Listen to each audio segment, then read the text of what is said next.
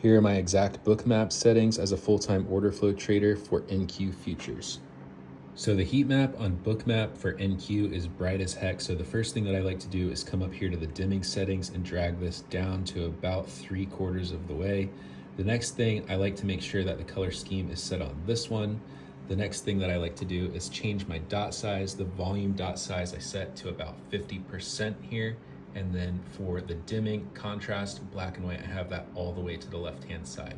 This allows me to see a nice visual of the heat map where important orders are, not too much, not too little. As far as indicators go, really the only thing that I have on my chart is anchored VWAP and the absorption indicator. The absorption indicator settings are here. If it's triggering too much or too little, I change the standard deviation multiplier. Now let's look at the volume dot settings. Here are my volume dot settings, my volume bar settings. Here's my order book imbalance settings. Here's the large lot tracker settings, cumulative volume delta settings.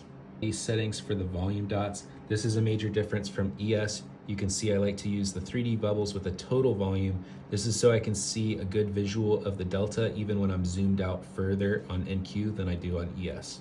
Let me know if you look at anything differently on NQ versus ES futures.